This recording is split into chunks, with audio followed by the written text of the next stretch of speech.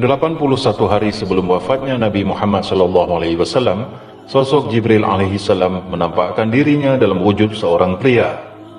Jibril alaihissalam mendatangi Rasulullah SAW yang sedang berkumpul dengan para sahabat. Jibril alaihissalam menanyakan pertanyaan kepada Rasulullah SAW, apa itu Islam, iman, dan ihsan.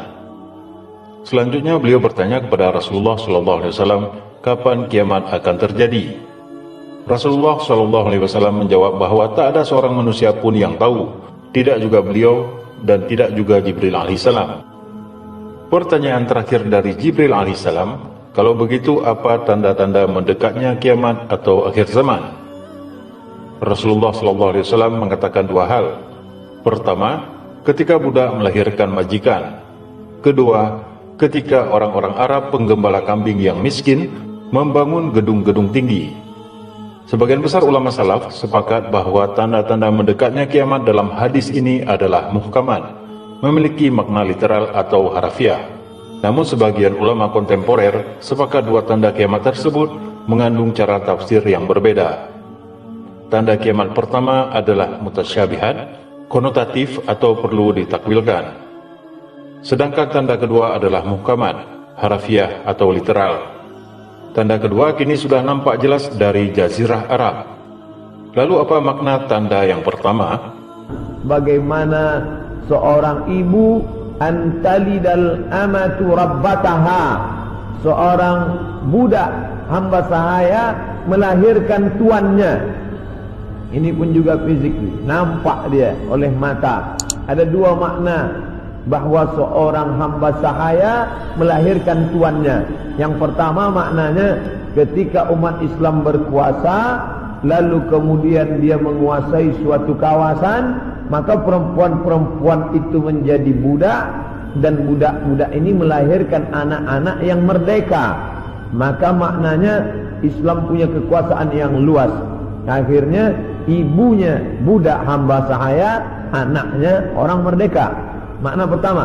Sedangkan makna yang kedua adalah antalidal amatu rabbataha, maknanya seorang ibu melahirkan anak dan anaknya menderhaka sehingga seolah-olah ibu menjadi budak dan anak menjadi tuan.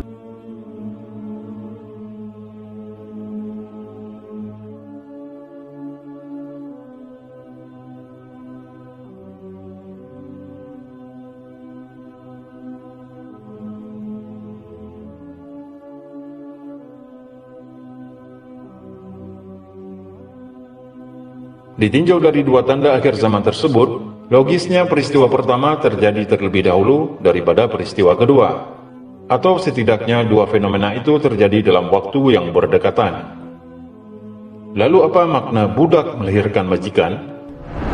Di era modern seperti sekarang ini, di mana kita hidup dalam lingkungan yang penuh polusi, teknologi dan rekayasa pangan, dan perlombaan mengejar karir, kesuburan menjadi masalah bagi pasangan yang menginginkan keturunan. Salah satu solusi yang kini marak menjadi jalan keluar terhadap problem tersebut adalah surrogate mother atau penyewaan rahim komersial. Seorang wanita akan menyewakan rahimnya bagi pasangan yang belum dikaruniai anak, dan ia akan menerima bayaran atas jasanya itu. Praktek ini sudah demikian maraknya di negara-negara barat dan juga di Asia, khususnya di India.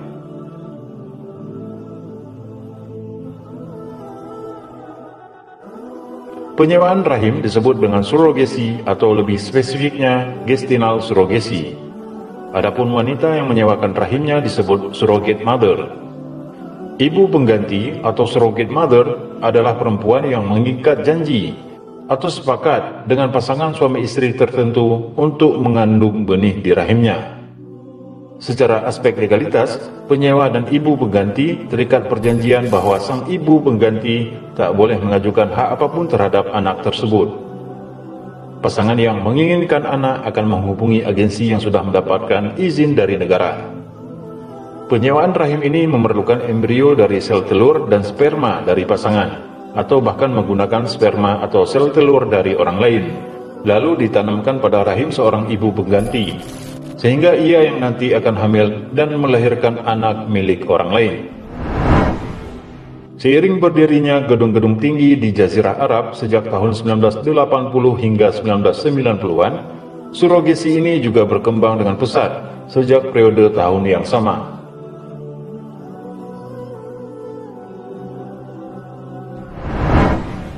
Inilah salah satu penafsiran kontemporer terhadap hadis budak melahirkan majikan.